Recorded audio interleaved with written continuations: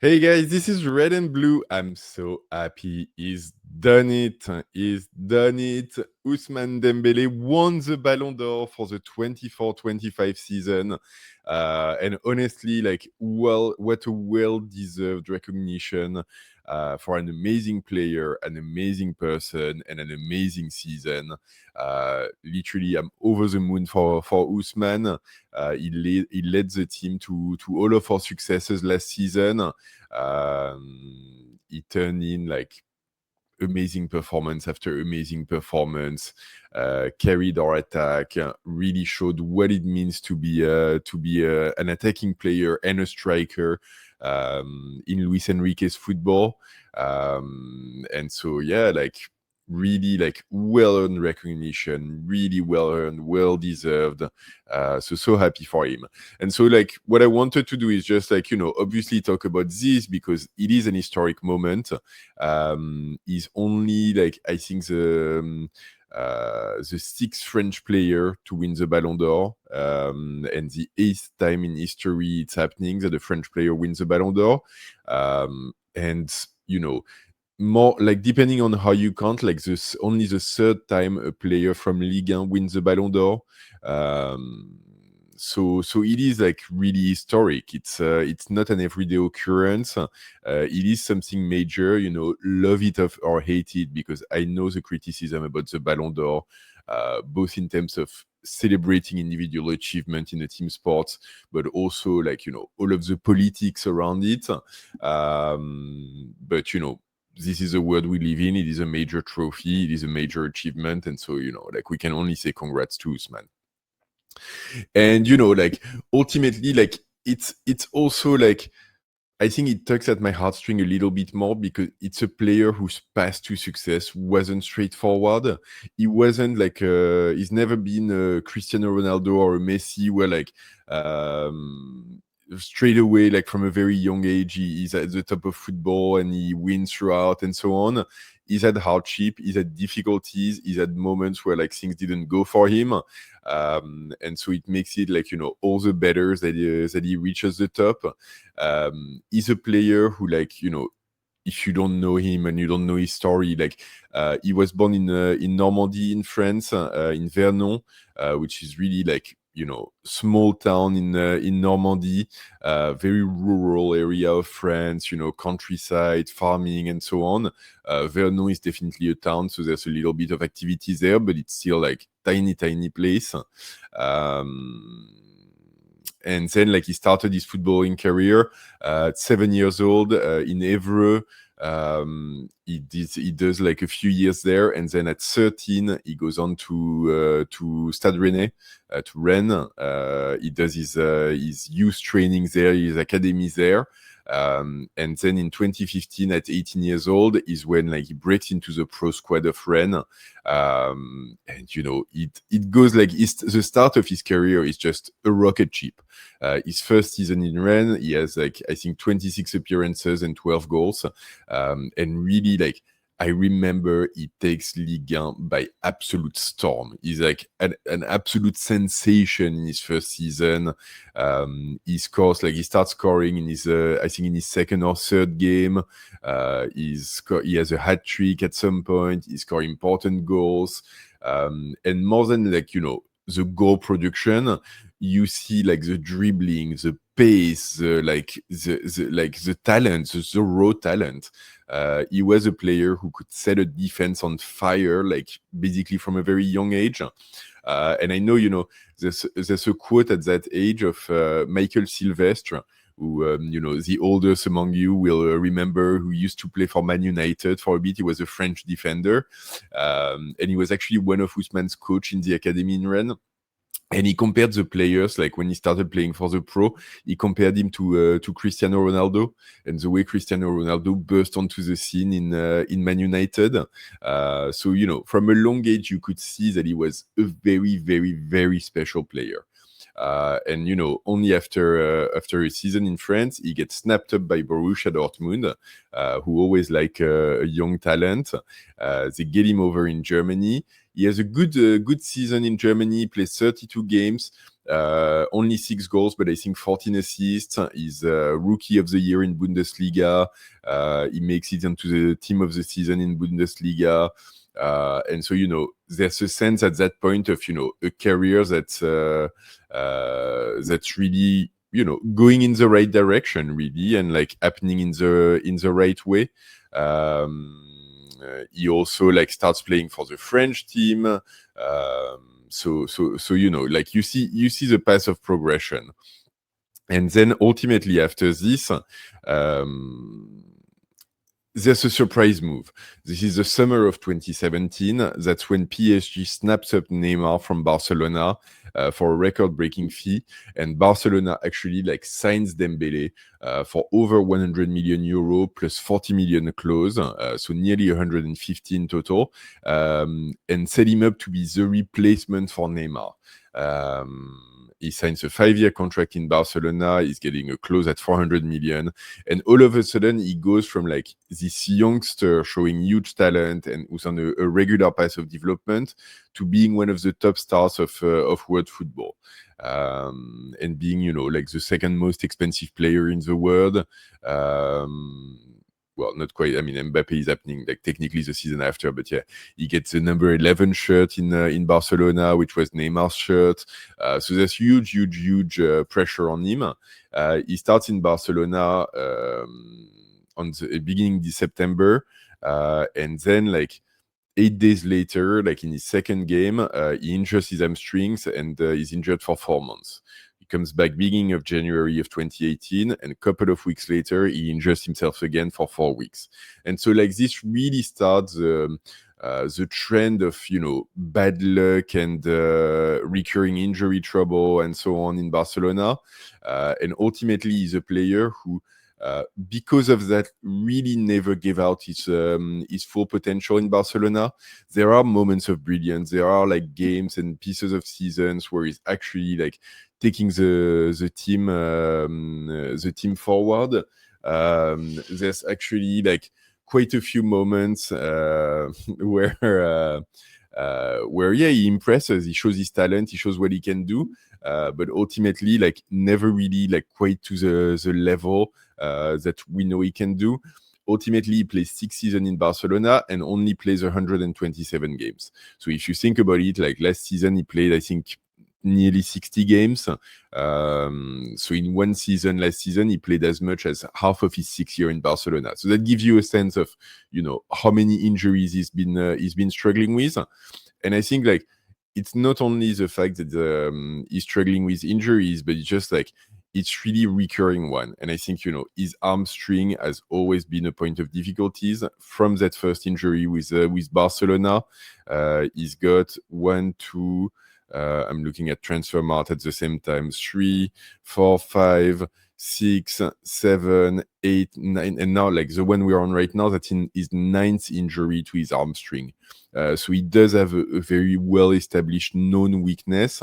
And that's injuries that making him miss a lot of game. He misses 19 on his last season, 4 the injury before that, 19, 5, 7. So yeah, like it is like really injuries that hold him back and hold him back from consistently playing and consistently performing.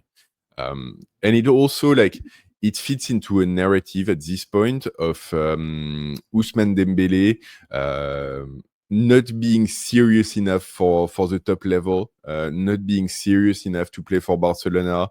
It fits into a narrative of him not taking care of himself, not being professional, going out too much, playing video games too much, being late for training, and so on.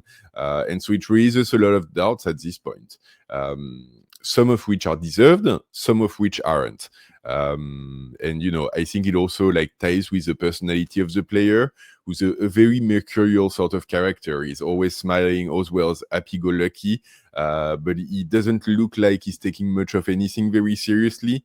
I think he's the kind of like he looks like the kind of person, I don't know him personally obviously, but like he looks like the kind of person who likes a laugh, who likes to have fun, and even in his football, who likes to dribble, who likes to try tricks and so on.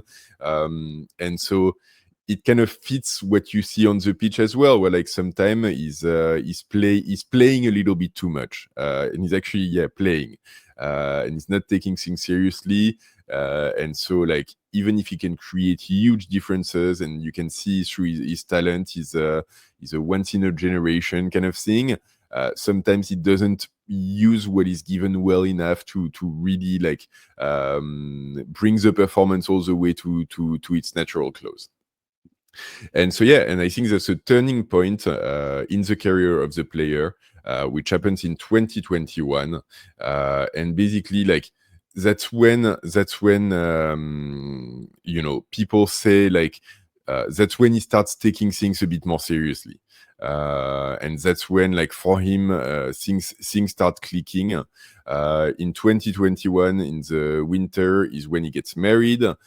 He becomes a dad very quickly. And I think, Barcelona also like starts helping him a bit more. So they give him like a nutritionist to follow him on an always-on basis. And for him, like he starts working with a private physiotherapist. He starts taking trip to France to consolidate his muscle and like, fight off his injury trouble. He starts being very much more serious in terms of taking care of himself and adopting the best practices to keep his body in top shape. And I think, at that point, he's working with Xavi in Barcelona, who's a coach who massively believes in him, who gives him, every opportunity to show his talent. And like, there's quote by Xavi that are also like very famous, who are saying, the capacity he has in one-on-one is at the level of the best Neymar. So that's the kind of players that Xavi sees in him. And he really does want him on his team to be that difference maker and to be that player who's unpredictable and can make a difference. Ultimately, like after 2 seasons, he moves to Paris Saint-Germain, and I think like there's also a place where there's a bit of controversy. There's a bit of controversy because Barcelona fans look at his departure as a bit of a betrayal.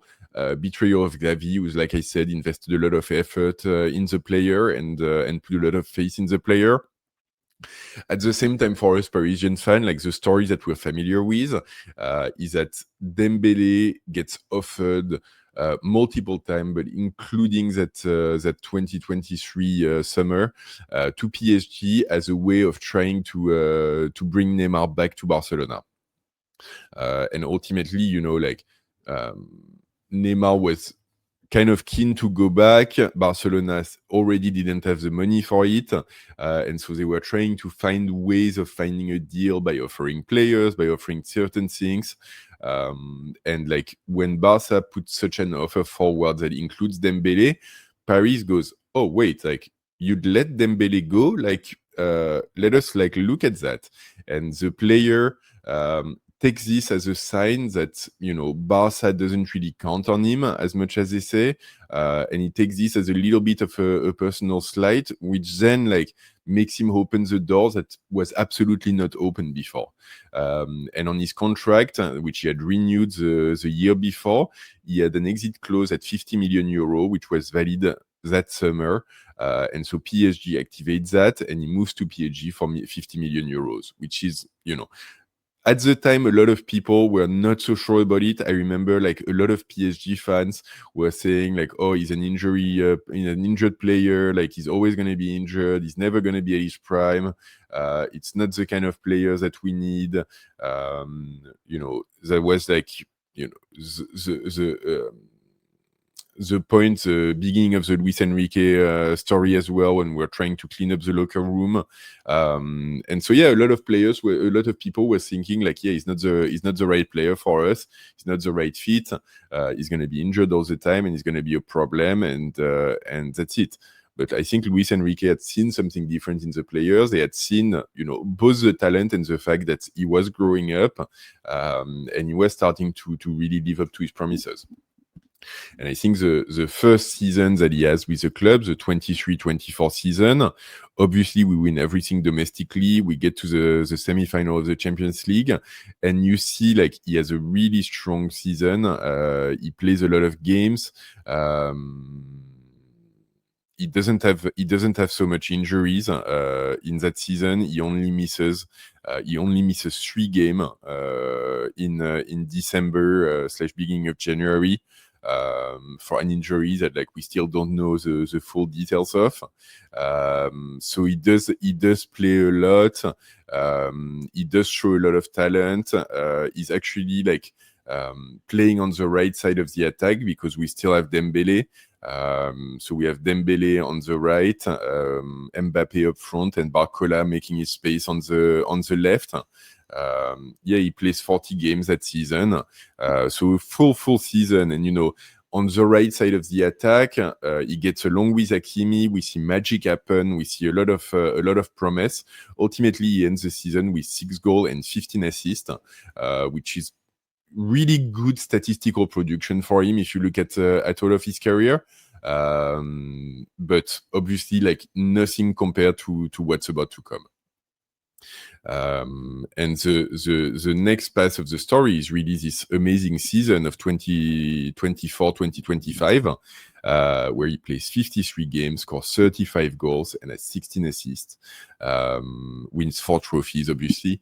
It's really the moment when Mbappe left is the moment when Ousmane Dembele became this player who's leading PSG. Simple as. He becomes the leader of the squad. The coaching staff really pushes him for that. They tell him that now that Mbappe is gone, he needs to score more goals. He needs to be a bit more egotistical. He shouldn't always pass the ball. And that, considering all of the differences he makes, if he starts being a little bit more realistic in his finishing and a bit more clinical, all of a sudden amazing things can happen, and he can lead the team to glory, and he can win all of the individual trophies for himself as well. And true to form, this is exactly what happened. He has a somewhat slow start of the season. I think the first half of the season isn't the most impressive. He's still playing mostly on the right at this point. And I think, the first half of last season, the team is struggling a little bit to find the right cadence in terms of offensive production. A lot of time we rely on him on the right and his partnership with Hakimi to create differences. He does deliver, but I think the team overall isn't kicking on all cylinders. And then throughout December and January, he progressively moves from the right flank to the middle, and that's when his season accelerates. He starts scoring goal after goal after goal. He scores against Man City. He scores against Stuttgart. He scores a hat-trick. He scores in the league. He scores against Brest. And then he becomes this ultra decisive player as a false 9 who both scores goal, gives assist, but also really shows the kind of attitude that we want from a leader in terms of pressing, in terms of defending, in terms of going back into midfield to participate into the build-up. He's very, very unpredictable from the defense, both in the way that he plays and how he can dribble and play with both feet and so on. But also in terms of, how he can move, where he can go on the pitch. He goes into whatever areas. He's got a lot of freedom. And, he shows a lot of intelligence as well in terms of how he uses that. And all of a sudden, we see a player who's shining. There's no other word for him. He's shining in the team. He's a beacon of light.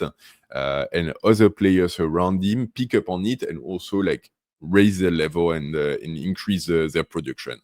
And I think ultimately, the second half of the season for Ousmane is just amazing. And I think in terms of what he does across competitions, but in particular in the Champions League, is nothing short of amazing. He finishes the Champions League with 15 games played, 8 goals, 6 assists, but he's decisive in every round of the Champions League from Liverpool onward. He scores the winning goal in Anfield. which allows us to qualify and scores his penalties there. He gives 2 assists home and away against Aston Villa. He scores 1 goal, the 1 goal in Arsenal that gives us the win. And then, like, coming back from injury in the home game, he still gives an assist. And then in the final, like, obviously he doesn't score in the 5-0 win against Inter, but he gives 2 assists, and he gives, like, the impression of a player who's relentless in his pressing, who's everywhere on the pitch, who's, like, completely unafraid to play for other players, instead of just taking all the light for himself. And so, you know, a player that that helps the team shine, simply put, that helps the team shine both by himself and as a leader by helping other people shine. Club World Cup, same thing. He comes back from the French quad injured, so he misses the beginning of it. But then he scores against Bayern, he scores against Real. Obviously, like, doesn't against Chelsea, but yeah, he does produce in the Club World Cup as well, and he continues, like, really shining against a big club. And so a golden season for Dembele. He's the best player of the Champions League. He's the best scorer of the French League, best player of the French League. He wins the Champions League, the French League, the French Cup, the French, like, Charity Shield equivalent, which, you know, we win because he scores a goal against Monaco and we win 1-0. We win the European Super Cup. So everything he touches turns to goal. And now he wins the Ballon d'Or, which is, you know, absolutely, like I said, like, completely well deserved. Really, like, wraps up an amazing season individually and collectively. And I think, you know, as much as Hakimi would have deserved it, as much as Vitinha would have deserved it, there's no doubt in my mind that that Dembele is the most deserving of all the deserving players that we have, which is really saying something. Amazing trophy for him. And so, yeah, like, really, like, apparently he wins it by a fairly large margin against Yamal as well. So it's funny because of that Barcelona PR and, like, those Barca fans, like, clearly were completely clueless, which personally I had very, very little doubts going into it. But, you know, people keep talking on the internet, and people keep saying stuff, and yeah, like, this season went Dembele's, and I think, you know, if you're watching football, like, you recognize that. You just recognize that. So yeah, Ballon d'Or. What comes next? We're waiting for him to come back from injury to lead us to glory again. He's a player that, like, the staff is still putting a lot of faith in. They've said that they don't think it was a blip. They don't think it was, like, a one-off, like, you know, big season all of a sudden, and the player who's gonna like, come back down and not produce as much. They think, like, you know, he's found his maturity, he's found his football, and he's found his place and his style within this team as well. And so all of the elements are here for him to perform again this season, and hopefully lead us to even more glory. So this is what I had for you guys on this. Dembele Ballon d'Or. What a player, like, so well deserved. I'm so happy for him. Great guy. He took us to glory. And so I think, like, thank you, Ousmane. Thank you, congratulations, well deserved. Thank you. So please drop a like on this video. That's what I had for you. Let me know in the comment what you think of this. Was there any doubt in your mind? Were you guys worried about the Yamals and Rafinhas of it all? And please, as always, like, do subscribe to the channel, drop a click on the bell to get notified, and I'll see you soon with less ideal news that we'll talk about. All right, don't forget, Ballon d'Or, ici c'est Paris!